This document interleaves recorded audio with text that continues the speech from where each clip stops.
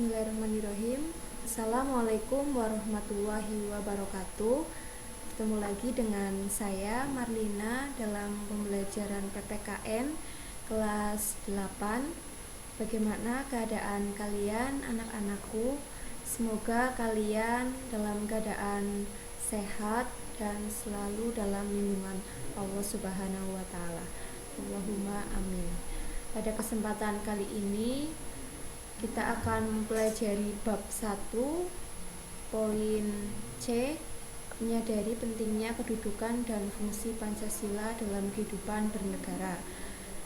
Kita harus tetap melakukan pembelajaran secara online karena keadaan yang belum memungkinkan untuk melakukan pembelajaran di kelas. Tapi kita harus terus berdoa semoga virus ini segera hilang dan kita dapat melakukan pembelajaran secara langsung. Ya, sebelum Ustazah menyampaikan materi, di sini akan membacakan kompetensi dasar dalam pembelajaran kali ini, yaitu menyaji hasil telaah nilai-nilai Pancasila sebagai dasar negara dan pandangan hidup bangsa dalam kehidupan sehari-hari.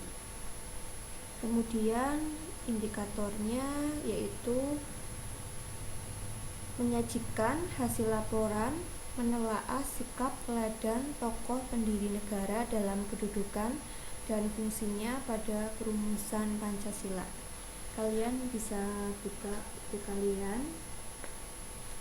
di buku PKN kelas 8. Oh ya, sebelum kita memulai pembelajaran, marilah kita berdoa terlebih dahulu.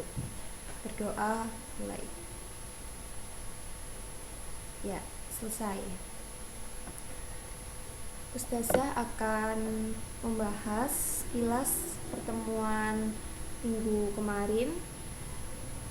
Menurut kalian, bagaimana manfaat Pancasila sebagai dasar negara dan pandangan hidup? Ada yang masih ingat dengan pembelajaran kita minggu lalu? Ya. Selain sebagai lambang negara Indonesia, Pancasila itu juga sebagai ideologi dasar bagi negara Indonesia. Pancasila merupakan rumusan dan pedoman kehidupan berbangsa dan bernegara bagi seluruh rakyat Indonesia. Pancasila memiliki manfaat bagi masyarakatnya. Pancasila juga memberikan dampak yang luar biasa bagi masyarakat.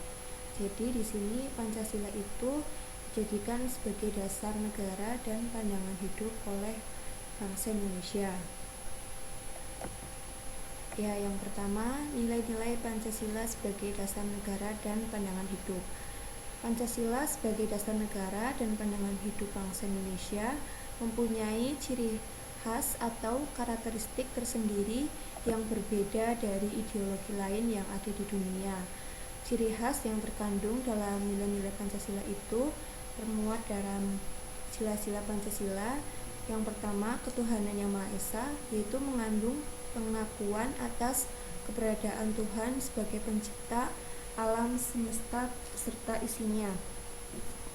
Jadi, sebagai manusia yang beriman itu, kita harus meyakini adanya Tuhan yang diwujudkan dalam ketaatan kepada Tuhan yang Maha Esa dan menjalankan perintahnya serta menjauhi larangannya. Kemudian yang kedua, kemanusiaan yang adil dan beradab. Itu mengandung rumusan sifat keseluruhan budi manusia Indonesia yang mengakui kedudukan manusia yang sederajat dan sama, mempunyai hak dan kewajiban yang sama sebagai warga negara yang dijamin oleh negara. Kemudian yang ketiga, persatuan Indonesia. Persatuan Indonesia itu merupakan perwujudan dari paham kebangsaan Indonesia yang mengatasi paham perseorangan dan mendahulukan persatuan dan kesatuan bangsa sehingga tidak terpecah belah oleh sebab apapun. Yang selanjutnya yaitu kerakyatan yang dipimpin oleh hikmat kebijaksanaan dalam permusyawaratan perwakilan. Merupakan sendi utama demokrasi di Indonesia yang berdasar atas azas musyawarah dan kekeluargaan. Kemudian yang kelima, keadilan sosial bagi seluruh rakyat Indonesia. Itu merupakan salah satu tujuan negara yang hendak mewujudkan tata masyarakat Indonesia yang adil dan makmur berdasarkan Pancasila. Semua sila dari Pancasila tidak dapat dilaksanakan secara terpisah-pisah, karena Pancasila itu merupakan satu kesatuan yang utuh dan saling berkaitan. Sila-sila dalam Pancasila merupakan rangkaian kesatuan yang bulat sehingga tidak dapat dipisahkan satu sama lain atau tidak bisa dibagi-bagi.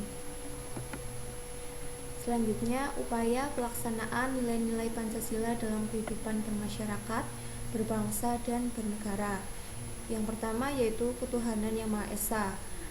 Misalnya, bangsa Indonesia itu menyatakan kepercayaan dan ketakwaannya terhadap Tuhan Yang Maha Esa, membina kerukunan hidup di antara sesama umat beragama dan kepercayaan terhadap Tuhan Yang Maha Esa, dan tidak memaksa suatu agama atau kepercayaan terhadap Tuhan Yang Maha Esa kepada orang lain.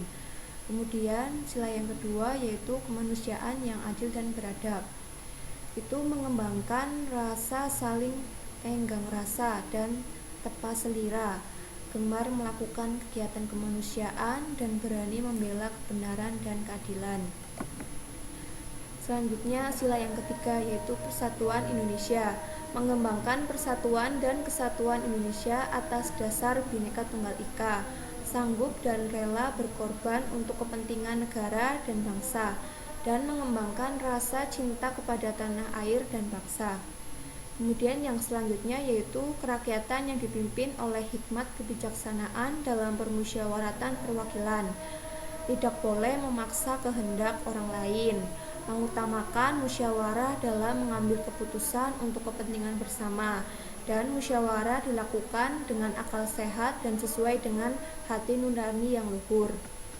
Kemudian yang terakhir, sila yang kelima yaitu keadilan sosial bagi seluruh rakyat Indonesia, yaitu mengembangkan perbuatan yang luhur yang mencerminkan sikap dan suasana kekeluargaan dan kegotong royongan, mengembangkan sikap adil terhadap sesama, dan menjaga keseimbangan antara hak dan kewajiban. Ya, mungkin demikian materi yang bisa Ustazah sampaikan. Sebelum kita mengakhiri pembelajaran kita pada hari ini, Ustazah akan menyampaikan kesimpulan pembelajaran pada hari ini, yaitu kita sudah mempelajari yang pertama nilai-nilai Pancasila sebagai dasar negara dan pandangan hidup, yaitu Pancasila itu mempunyai ciri khas atau karakteristik tersendiri yang berbeda dari ideologi lain yang ada di dunia. Kemudian ciri khas atau karakteristik yang terkandung dalam nilai-nilai Pancasila itu yaitu termuat dalam masing-masing sila, yaitu yang pertama sila ketuhanan yang Maha Esa, kedua kemanusiaan yang adil dan beradab, yang ketiga persatuan Indonesia, yang keempat kerakyatan yang dipimpin oleh hikmat kebijaksanaan dalam permusyawaratan perwakilan, dan yang kelima keadilan sosial bagi seluruh rakyat Indonesia. Kemudian upaya pelaksanaan nilai Pancasila dalam kehidupan bermasyarakat itu juga di dalam masing-masing sila itu berbeda. Kalian bisa baca buku kalian lagi. Ustazah mohon maaf apabila dalam menyampaikan materi kurang jelas dan kurang bisa dipahami. Ustazah mohon maaf yang sebesar-besarnya. Semoga pembelajaran kita pada hari ini bisa bermanfaat untuk kalian. Kita harus tetap semangat walaupun harus melakukan pembelajaran secara online. Jaga kesehatan. Terima kasih. Sebelumnya kita mengucapkan hamdalah dulu. Alhamdulillah. Ustazah mohon maaf. Terima kasih. Wassalamualaikum warahmatullahi wabarakatuh.